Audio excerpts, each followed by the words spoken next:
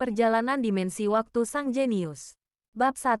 Nggak enak banget. Wira Darmadi sedang mengunyah sesuap tiwul. Kemudian, dia meletakkan sendoknya karena merasa seperti makan gula saja. Sekarang dia akan menamparkan siapapun yang berani memberitahunya bahwa melewati dimensi adalah hal bagus. Wira sudah melewati dimensi ke kerajaan Nuala yang mirip dengan kerajaan Atrana kuno. Pemilik tubuh sebelumnya berasal dari keluarga kaya. Sewaktu orang tuanya masih hidup, dia selalu sarapan bubur. Makan siangnya adalah nasi dengan lauk, sedangkan makan malamnya adalah mie gandum dan roti pipi. Berhubung harus bersekolah di ibu kota provinsi, dia baru pulang ke rumah setiap 10 hari sekali. Pada saat itu, dia pun bisa memuaskan nafsu makannya. Rakyat biasa pada umumnya hanya makan sehari 2 kali. Makanan mereka juga hanyalah bubur atau tiwul karena mereka tidak sanggup membeli daging. Hanya pada saat tahun baru dan punya uang berlebih, mereka baru bisa menikmati daging. Biasanya, hanya orang kaya, bangsawan atau pejabat yang bisa menikmati mie dan nasi. Saat memikirkan ayam, ikan, daging dan telur yang disia-siakan di dunia, Wira pun menjadi kesal. Wira sedang tenggelam dalam pikirannya. Tiba-tiba, terdengar suara seseorang yang terdengar ketakutan. Suamiku, maaf, kita sudah kehabisan beras. Cendekiawan sepertimu jadi harus makan tiwul padahal baru sembuh. Saat melihat gadis cantik yang berdiri dengan takut di depan kamarnya, mata Wira langsung berbinar. Gadis yang anggun dan cantik itu terlihat berusia sekitar 17-18 tahun. Perawakannya tinggi dan langsing. Tingginya mungkin mencapai 1,7 meter. Dia mengenakan baju merah yang dipadu dengan rok hijau dan sepatu kain bercorak. Pakaiannya sangat sederhana. Wajahnya juga tidak dirias. Namun, dia terlihat sangat cantik dan juga lembut. Hanya saja, wajahnya terlihat sangat pucat. Rambutnya juga sangat tipis dan kusam. Dia terlihat seperti orang yang kekurangan gizi saja. Gadis itu bernama Wulan Linardi.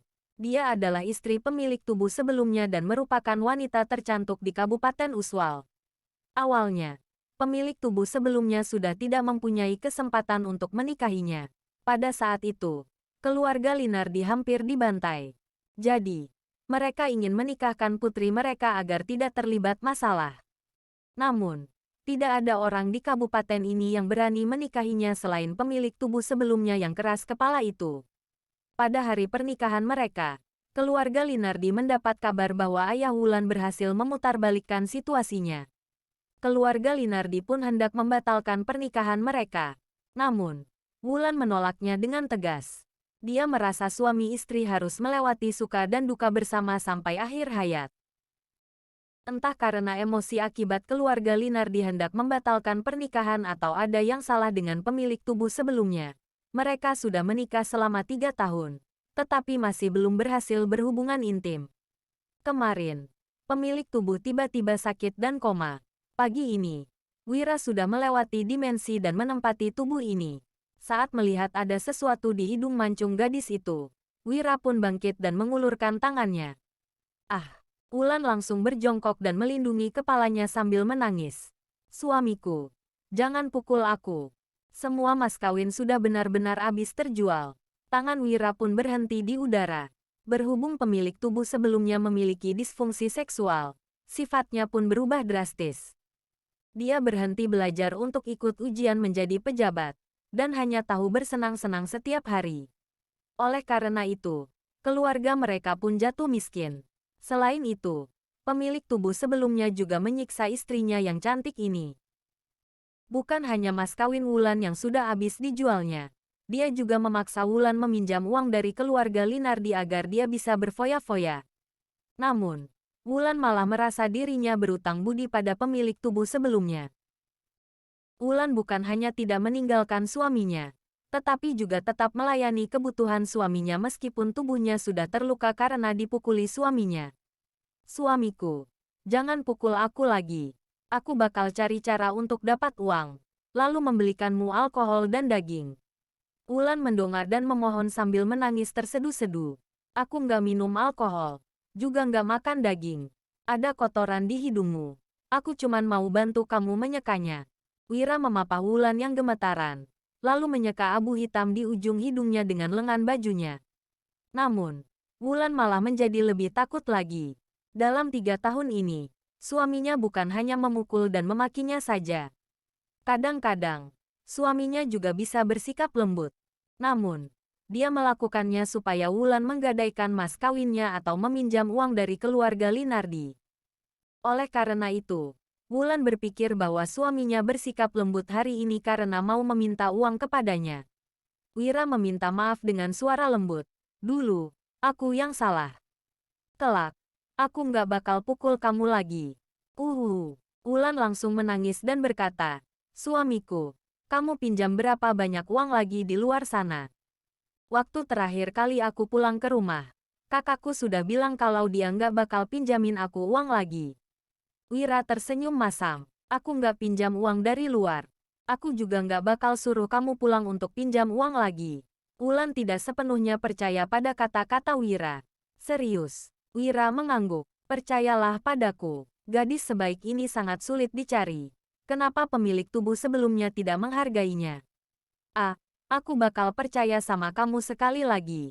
Jawab Wulan dengan takut. Setiap kali dia percaya pada kata-kata manis suaminya, dia selalu terluka lebih dalam lagi. Wulan berharap semoga kali ini dia benar-benar bisa mempercayai suaminya. Brak, pintu kayu rumah mereka tiba-tiba didobrak. Seorang pria parubaya berjalan masuk.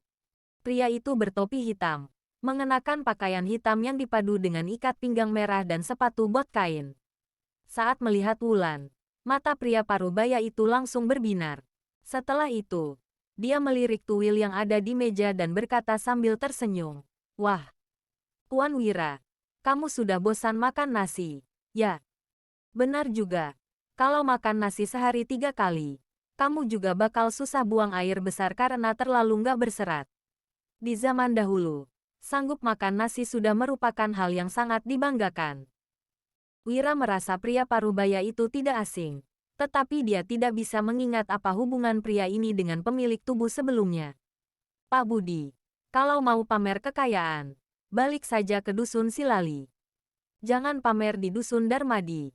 Wulan berdiri di depan Wira dengan ekspresi galak, seolah-olah mau melindunginya. Setelah mendengar namanya, Wira pun teringat siapa pria ini. Budi Silali adalah seorang pejabat kecil di ibu kota provinsi. Dia juga merupakan kepala desa dari desa Pimola dan orang kaya dari dusun Silali yang lokasinya tidak jauh dari dusun Darmadi. Dia bertanggung jawab atas pajak penghasilan, pajak tanah dan pajak lain-lain penduduk desa Pimola. Dia juga punya kerja sampingan sebagai rentenir. Budi akan pergi ke rumah siapapun yang anggota keluarganya sakit dan tidak bisa membayar pajak, lalu meminjamkan uang kepada mereka. Dengan cara ini, dia sudah mendapatkan tanah sebanyak 20 hektar dan menjadi lumayan kaya. Rumah kalian, ini rumahku. Bahkan kamu juga bakal segera jadi milikku. Buka matamu dan lihat baik-baik. Kemudian, Budi mengeluarkan selembar bukti pinjaman dari kantong bajunya dan membukanya dengan sombong. Wira Darmadi, pelajar dari dusun Darmadi meminjam uang dari Budi Silali dari dusun Silali sebesar 30.000 gabak. Dalam 1 bulan, Wira akan membayar utang beserta bunga sebanyak 40.000 gabak. Jaminannya adalah tempat tinggal, setengah hektar tanah di sebelah timur desa dan Wulan Linardi, istrinya. Setelah melihat kep jarinya, beberapa ingatan pun muncul di benak Wira. Wira pun langsung murka. Pemilik tubuh sebelumnya pernah mabuk dan ditarik Budi pergi berjudi di ibu kota provinsi. Setelah kalah telak, dia pun membuat perjanjian ini. Baru saja Wira bersumpah pada Wulan, perbuatan keji pemilik tubuh sebelumnya sudah terbongkar lagi. Penduduk provinsi Jawali sangat miskin. Seorang buruh paling banyak juga hanya akan menghasilkan 3-4 gabak sehari. Untuk membayar utang 30.000 gabak tanpa bunga, seorang buruh juga harus bekerja paling sedikit 3 tahun. Itu masih belum termasuk biaya kehidupan, biaya pajak yang tinggi dan kerja rodi. Bahkan Wira yang punya gelar doktor di bidang teknik mesin dan teknik material pun kewalahan untuk menghasilkan uang sebanyak itu.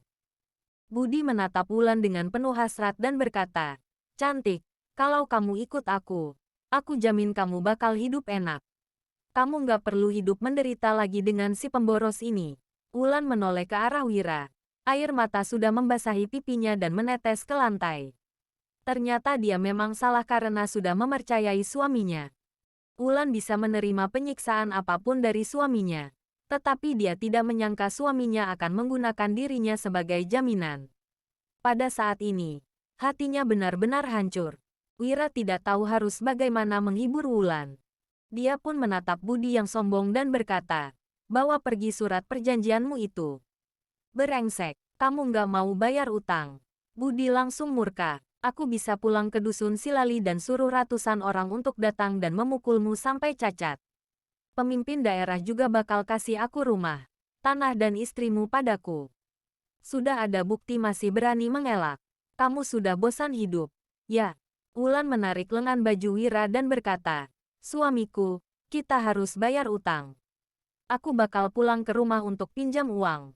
Jika tidak membayar utang, suaminya akan ditarik ke pengadilan daerah dan dipukul." "Wulan, kamu nggak perlu pinjam uang sama keluargamu.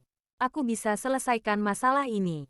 Wira tertegun sejenak. Dia tidak menyangka Wulan masih bersedia membantu pemilik tubuh sebelumnya padahal dirinya sudah digunakan sebagai jaminan. Budi menatap Wira tatapan meremehkan. "Kamu cuman tahu foya-foya. Gimana kamu mau selesaikan masalah ini? Kalau kamu nggak bayar 40.000 gabak itu hari ini, aku nggak bakal pergi." Wira menunjuk ke tanggal surat perjanjian dibuat dan berkata, "Buka matamu lebar-lebar. Memangnya sudah sebulan." Budi langsung terkejut. Dia datang menagih utang karena mendapat kabar bahwa Wira sakit keras. Begitu mereka ribut, dia pun lupa bahwa masih tersisa 3 hari sebelum Wira harus membayar utang. Budi pun menjawab dengan kesal, "Aku nggak percaya kamu bisa dapat 40.000 gabak dalam 3 hari. Bab 2. Wira bertanya balik, "Gimana kalau bisa?" Budi langsung menunjukkan ekspresi licik. "Kalau kamu bisa, aku nggak bakal terima bunganya. Tapi kalau nggak bisa, kamu harus jual diri untuk jadi budakku." "Gimana?" Wulan langsung terkejut dan mencegahnya. "Suamiku, kamu nggak boleh setuju." Budi sangat licik. Dia ingin Wira menjual diri menjadi budaknya. Namun, William sudah murka. Dia pun menuliskan 2 surat perjanjian dan mengeluarkan tinta merah. "Cepat tanda tangan." "Oke." Setelah tanda tangan dan menempelkan cap jari, Budi pun pergi dengan puas. Budi yakin dengan koneksi dan karakter Wira selama ini, dia tidak mungkin bisa menghasilkan 40.000 gabak dalam 3 hari. Meskipun keluarga Wulan kaya, mereka tidak mungkin meminjamkan uang kepada Wira. Sebab, mereka ingin Wulan meninggalkan Wira. Dengan taruhan ini, Budi bukan hanya bisa mendapatkan budak muda, tetapi juga bisa menjualnya dan mendapatkan puluhan ribu gabak lagi. Selain itu, dia juga sudah selangkah lebih dekat untuk mengumpulkan 70 hektar tanah. Di dalam rumah, sepasang suami istri itu saling memandang. Wira ingin menghibur Wulan, tetapi Wulan malah langsung menyeka air matanya dan masuk ke dalam kamar. Wira tahu Wulan sudah terluka. "Suamiku." Tidak lama kemudian, Wulan berlari keluar dari kamarnya. Dia membuka sebuah tas kecil dengan ekspresi tidak rela dan berkata, "Ayo kita pergi ke ibu kota provinsi untuk gadai gelang ini. Abis itu, aku bakal mohon ke kakak untuk pinjamkan kita uang. Kita pasti bisa kumpulkan 40.000 gabak." Wira menggeleng. "Aku saja yang cari cara untuk dapatkan 40.000 gabak ini. Gelang giok putih ini adalah warisan dari Ibu Wulan. Pemilik tubuh sebelumnya sudah pernah memukul Wulan hingga batuk darah demi gelang ini. Tetapi Wulan tetap tidak mengeluarkannya. Hari ini, Wulan malah mengeluarkannya untuk membayar utang pemilik tubuh sebelumnya." Wulan langsung terisak. "Kamu punya cara apa? Jumlahnya 40.000 gabak, bukan 400 gabak." Wira pun langsung mencari ingatan pemilik tubuh sebelumnya. "Aku pikir dulu. Bagi para petani, 40.000 gabak adalah utang yang tidak mungkin bisa dibayar seumur hidup mereka. Namun, Wira mempunyai gelar doktor di bidang teknik mesin dan teknik material. Selain itu, dia juga memiliki pengalaman dan pengetahuan yang melampaui orang-orang di era ini. Dulu, aku nggak kasih gelang ini ke kamu karena gelang ini adalah peninggalan ibu." Wulan lanjut terisak, "Tapi kamu sudah nggak punya jalan keluar. Aku nggak bisa biarkan kamu menjual diri menjadi budak. Hidup seorang budak sangat sulit dan bahkan nggak sebagus gelandangan. Di kerajaan Nuala, masyarakat dibagi dalam beberapa golongan. Orang yang tidak mempunyai rumah maupun tanah akan dianggap gelandangan oleh pemerintah. Statusnya lebih rendah dari rakyat jelata. Sementara status budak bahkan lebih rendah dari gelandangan lagi. Wira tidak memperhatikan apa yang dikatakan Wulan. Dia sedang berusaha keras untuk mencari ingatan pemilik tubuh sebelumnya. Teknologi di kerajaan Nuala mirip dengan dinasti Songa dan negara Atrana. Wira yang mempunyai gelar doktor di bidang teknik mesin dan teknik material pasti bisa menciptakan sesuatu yang baru. Namun, desa kecil ini bahkan tidak mempunyai toko besi. Orang yang sangat berbakat sekalipun tidak akan bisa maju di desa ini. Tapi ini benar-benar yang terakhir kali. Ya, kelak. Kakak pasti nggak bakal bantu kita lagi. Wulan menyeka air matanya, lalu mendongak. Kalau kamu pinjam uang dari luar lagi, aku benar-benar sudah nggak bisa bantu. Kalau kamu jadi gelandangan, aku bakal temani kamu jadi gelandangan. Ketemu cara. Mata Wira langsung berbinar. Dia mengambil sebungkus tepung kedelai, lesung batu dan cangkul, lalu keluar dari rumah dengan menjinjing keranjang bambu. Suamiku. Wulan sangat heran. Biasanya, Wulan yang selalu bercocok tanam. Suaminya tidak pernah melakukan hal itu. Lagi pula, musim panen sudah berakhir. Untuk apa suaminya mengambil alat bertani? Dusun Darmadi mempunyai tanah yang datar. Di luar desa, ada sungai Jinggu yang jauhnya 500 meter dan gunung yang jauhnya 15 kilometer. Di dusun ini, ada 40 keluarga yang semuanya bermarga Darmadi. Mereka semua berasal dari leluhur yang sama. Setelah musim panen berakhir, penduduk harus membayar pajak penghasilan dan pajak tanah. Para bandit juga akan datang untuk meminta hasil panen mereka. Bahan pangan yang disimpan para penduduk biasanya tidak cukup untuk memenuhi kebutuhan hidup mereka, apalagi harus bertahan sampai musim panen berikutnya. Jadi, tidak ada penduduk yang menganggur. Jika tidak pergi bekerja, mereka akan menjahit di rumah atau mengumpulkan sayuran liar. Begitu sampai di tanah kosong di luar dusun, Wira pun mulai mencangkul.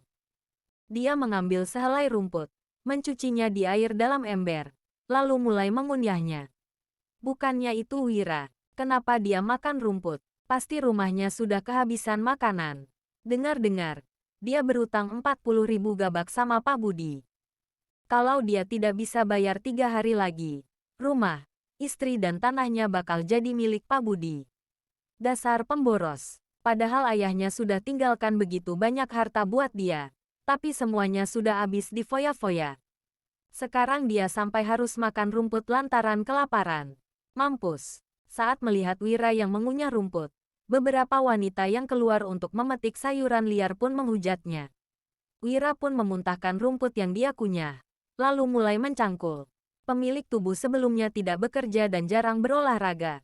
Jadi, staminanya sangat buruk. Setelah menggali sesaat, Wira pun bersandar pada cangkulnya sambil terengah-engah. Wira, rumahmu sudah nggak ada makanan. Ya, kok makan rumput? Rumput ini nggak bisa dimakan loh. Ngemis saja sama warga dusun. Kamu toh seorang pelajar. Orang-orang pasti bakal kasih kamu makan kok. Seorang pemuda yang terlihat seperti preman berjalan mendekati Wira. Pakaiannya terlihat kotor. Sepatu kainnya juga sudah robek. Dia menatap Wira sambil melipat tangannya di depan dada. Sony, bantu aku gali rumput ini dulu. Nanti aku pasti bagi hasilnya ke kamu. Wira memohon dengan terengah-engah. Sony Darmadi adalah gelandangan di dusun mereka.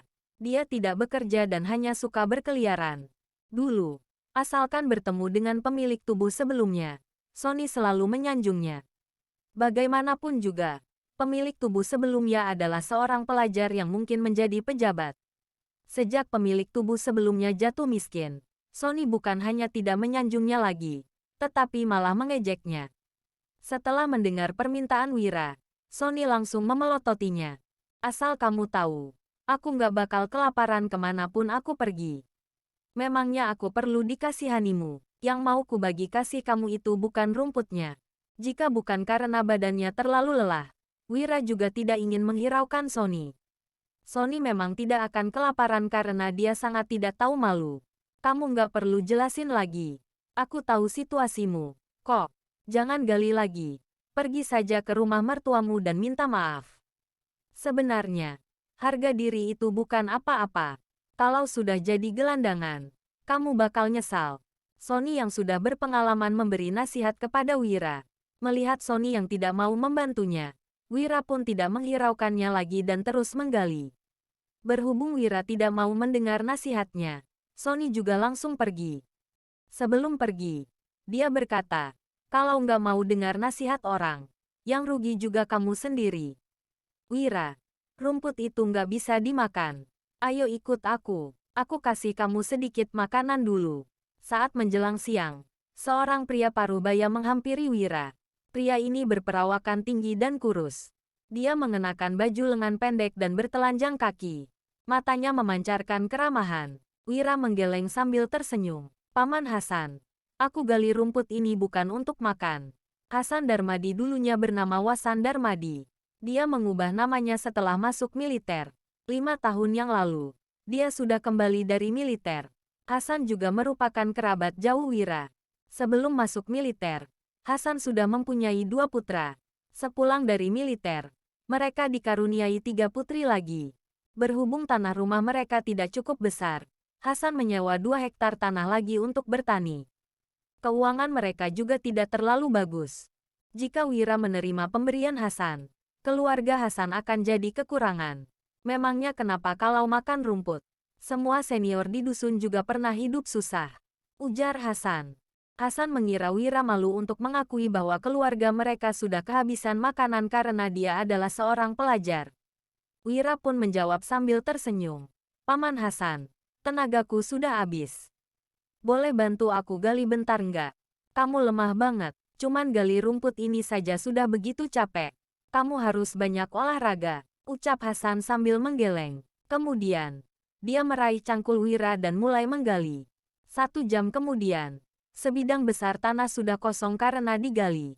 Ember dan keranjang bambu Wira juga sudah terisi penuh dengan rumput. Wira langsung kegirangan. Dulu, anak ini cuma tahu foya-foya. Sekarang sudah miskin. Rumput pun jadi kayak harta. Hasan menatap Wira dengan kasihan. Lalu meletakkan cangkulnya dan pergi. Bab 3. Pekerjaan yang tersisa sudah tidak terlalu sulit. Wira hanya perlu membersihkan rumputnya, lalu menghaluskannya dalam lesung batu. Setelah bekerja hingga seluruh badannya sakit, Wira baru mengumpulkan seember rumput yang sudah dihaluskan. Dia pun menjinjing ember itu sampai ke sungai Jinggu sambil sesekali beristirahat selama perjalanan. Wira memilih tempat yang ada banyak ikan, lalu menabur tepung kedelai ke dalam sungai. Setelah ada umpan, ikannya menjadi semakin banyak. Wira pun menuangkan serpihan rumput ke dalam sungai dengan hati-hati. Seiring dengan serpihan rumput yang menyebar, satu demi satu ikan pun mulai mengapung. Tidak lama kemudian, Wira sudah berhasil menangkap 8 ekor ikan besar dan 15 ekor ikan kecil. Ikan yang besar beratnya di atas 2 kilogram, sedangkan yang kecil beratnya di atas 250 gram. Wira melepaskan ikan yang lebih kecil dari itu. Setelah matahari terbenam, Wira pun pulang ke rumah. Dalam perjalanan pulang, Wira melewati sebuah gubuk jerami di ujung timur dusun. Di depan gubuk jerami itu, ada sebuah kandang sapi dan halaman kecil yang dibatasi dengan pagar bambu. Paman Hasan, teriak Wira. 3 gadis cilik berlari keluar dari rumah. Mereka menatap Wira dengan penasaran, tetapi juga takut. Wira, ya, pamanmu baru keluar. Ada apa? Seorang wanita parubaya berjalan keluar dari rumah. Dia menatap Wira dengan waspada. Bibi Hani, siang tadi Paman Hasan sudah membantuku. Jadi, aku bawain beberapa ekor ikan untuk kalian. Wira menaruh 2 ekor ikan besar dan 6 ekor ikan kecil di depan rumah mereka. Setelah itu, Wira pun pergi. Ah, ini sudah terlalu banyak. Wira, kamu bawa pulang saja. Bibi Hani yang awalnya terlihat waspada pun tercengang. Pada zaman ini, semua orang hidup miskin. Kerabat yang membantu biasanya juga hanya memberi sedikit bahan pangan sebagai balasan. Mana ada orang yang langsung memberikan begitu banyak ikan. Bahkan kepala dusun yang paling kaya pun tidak rela membeli begitu banyak ikan pada saat tahun baru. Jika ikan yang diberi Wira dijual, mereka sudah bisa menghasilkan beberapa ratus gabak. Bagi Hani, hadiah ini terlalu berharga. Hani tidak mengerti kenapa si pemboros itu memberikan begitu banyak ikan untuk mereka. Aku masih ada kok. Wira sama sekali tidak menoleh dan langsung pergi. Ikan, ikan. 3 gadis cilik itu langsung mengelilingi 8 ekor ikan dengan bersemangat. Hani sangat kebingungan. Dia ingin memasak ikan itu untuk anaknya, tetapi juga merasa sayang dan takut. Tidak lama kemudian, Hasan dan kedua putranya kembali. Hani pun berkata dengan cemas, "Hasan, Wira bilang kamu sudah bantu dia. Jadi, tadi dia bawakan begitu banyak ikan untuk kita. Sebenarnya kamu bantu dia ngapain? Kenapa dia kasih kita begitu banyak ikan? Aku cuman bantu dia gali rumput sebentar. Dari mana dia dapat begitu banyak ikan?" Hasan menatap 8 ekor ikan itu dengan heran. Lalu bertanya, "Kamu nggak salah lihat. Memang Wira yang kasih. Untuk mendapatkan ikan sebanyak ini, para nelayan juga harus melaut selama beberapa hari. Kenapa Wira yang begitu lemah bisa menangkap begitu banyak ikan? Aku toh nggak buta. Masa bisa salah mengenali Wira?" Ujar Hani sambil memelototi Hasan. Namun, Hani sudah tenang karena Hasan memang sudah menolong Wira. Dia pun menyimpan ikan itu dan berencana memasak seekor untuk dinikmati mereka sekeluarga. Ikan yang tersisa akan dia jual untuk membeli kain. Sudah mau tahun baru, Hani mau membuat pakaian untuk anak-anaknya. Nggak bisa. Kita nggak boleh terima. Aku nggak tahu dari mana dia dapatkan ikan ini. Tapi dia berutang begitu banyak pada Pak Budi. Dia bisa menjual ikan-ikan ini untuk bayar utang. Hasan memasukkan ikan-ikan itu ke ember kayu, lalu hendak membawanya pergi. "Hasan," Hani memohon, "balikin saja ikan yang besar ke Wira. Kita boleh masak ikan yang kecil untuk anak-anak. Mereka sudah lama nggak makan daging. Lagian, ikan kecil juga nggak begitu bernilai." Saat melihat kelima anaknya yang menelan ludah, Hasan pun meninggalkan 6 ikan kecil dan membawa 2 ikan besar itu pergi. "Paman Hasan, dari mana kamu tangkap ikan sebesar itu? 1 ekor ini beratnya ada sekitar 2-3 kilo, kan?" Sony yang sedang berkeliaran di dusun menghampiri Hasan. Saat melihat 2 ekor ikan yang dibawa Hasan, dia pun langsung menelan ludah. Dia sudah lama tidak makan enak. Hasan menjawab, "2 ekor ikan ini punya Wira. Aku mau balikin ke dia." "Punya Wira?" Sony tidak percaya. Di dalam sebuah lemari kayu, terdapat 2 toples yang berisi minyak dan garam kasar. Selain itu, juga ada 5 buah mangkuk dan 4 buah piring. Di sampingnya, ada sebuah gentong besar berisi air. Di atas gentong, terletak sebuah gayung dan talenan. Kesederhanaan tempat ini benar-benar mengejutkan Wira. "Suamiku, kamu itu seorang pelajar. Aku saja yang masak." Wulan datang dengan membawa lampu minyak. Dapur yang tadinya gelap pun menjadi sedikit lebih terang. "Nggak masalah. Aku cuman mau cepat-cepat makan. Ayo nyalakan apinya." Wulan pun memanaskan pancinya. Kemudian, Wira menuangkan 2 sendok besar minyak ke dalam panci. "Suamiku, minyaknya terlalu banyak. Kalau begitu, minyak kita bakal cepat habis." Wulan sangat menyayangkan minyak yang digunakan Wira. 2 sendok besar minyak sudah cukup digunakan untuk setengah bulan. Kalau mau goreng ikan, minyaknya harus banyak. Gimana kalau gosong? Wira memasukkan kedua ekor ikan itu ke dalam panci. Suara gemericik begitu ikan masuk ke minyak panas pun terdengar. Aroma menggoreng ikan langsung menyerbat ke udara. Gluk, Wulan langsung menelan ludahnya. Aroma ikan goreng yang harum juga menyerbat keluar dari dapur. "Ikan, keluarga Wira makan ikan. Makanan mereka bahkan lebih enak dari makanan kita waktu tahun baru. Harum banget. Mereka pasti pakai banyak minyak. Dia sudah berutang begitu banyak. Kenapa masih berani makan ikan? Mana pakai begitu banyak minyak lagi? Dia memang boros banget." Saat mencium aroma ikan goreng yang harum, para penduduk yang melewati rumah Wira pun terlena. Sony datang ke rumah Wira untuk mengecek apa yang dimakan Wira. Begitu mencium aroma yang harum, Sony pun kehilangan selera untuk memakan tiwul di piringnya. Setelah menggoreng selama 15 menit, Wira mengeluarkan garam untuk menaruh rasa. Garam yang mereka pakai adalah garam yang belum dimurnikan. Warnanya masih sedikit kekuningan dan bercampur dengan kotoran. Meskipun harganya tidak mahal, Hanya sekitar 50 gabak untuk setegah kilogram. Ada banyak penduduk yang tidak mampu membelinya. Setelah ikannya matang, Wira menaruhnya ke piring, lalu menaburkan sedikit serpihan sayuran liar. Kemudian, dia membawanya ke meja makan. Wira meletakkan sebuah piring berisi ikan di hadapan Wulan, lalu berkata, "Cepat makan. Nanti nggak enak kalau sudah dingin." Kruyuk, Wulan sebenarnya sudah lapar, tetapi dia tetap tidak menyentuh ikan itu. Dia malah bertanya dengan berlinang air mata, "Suamiku, jujurlah padaku. Dari mana kamu dapat ikannya?"